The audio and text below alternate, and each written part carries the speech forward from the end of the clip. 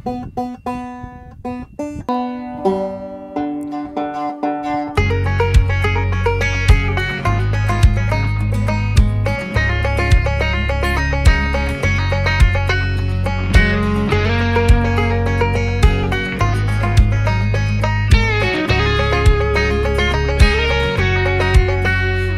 look pa lo thai the có cái plau ho một con lu apple lo dân ư đại đua chia em muốn đi lái lọc hay có coi giọt của tu một lu câu vết câu bò trong con đọt của mưa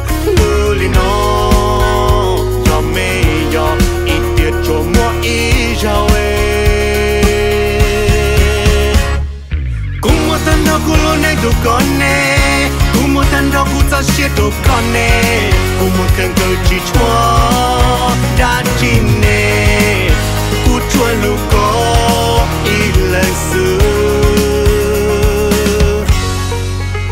để thao cô nhỏ ý lần mà cô luật tư dư, để thao cô chỉ hông dư mà lỡ tiếc cô vừa, tao nên gạo lau xôm mông. Cô tư chỉ tao bự, cô nhon đai hó lô phong, đau đớn nụ có màu ngư li nó, do mê do ít tiệt cho mua ý cho em. Có một tan đó có lối này của cô nè, có một tan đó có sao chết cho cô nè, có một cơn cơ chỉ chua đã chỉ nè, nè nè nè nè nè nè.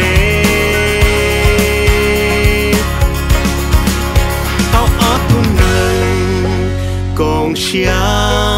chỉ muốn lần từ tao ta kỳ nó sợ trên lo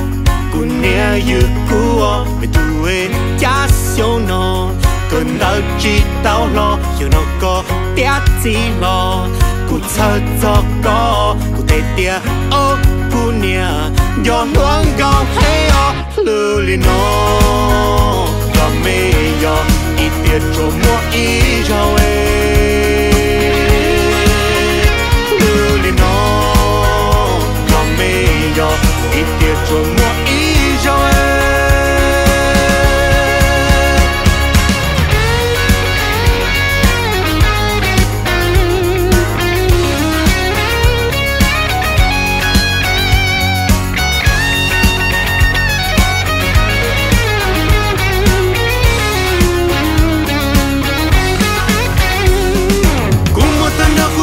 Đồ con nè, cùng một thân đó cũng sao chết đồ con nè, cùng một cần cơ chỉ cho, có một thân đó có lối này đồ cún nè, có một thân đó có sao chết đồ cún nè, có một cần cơ chỉ cho, đã chỉ nè, nè nè nè nè nè nè nè, thâu ó tu nâng cùng chia. Chỉ muốn lên từ tao.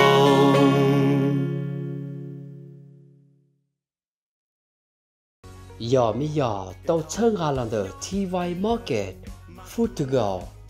Để chừng mua khổng sĩ hậu và hậu chế ổn đau cần gạo. Để hậu chế ra cá hậu xeo xì. Mua rau mua mỏ ổn nó cá chắp lờ. Đau đớn nụ có màu ngư li nó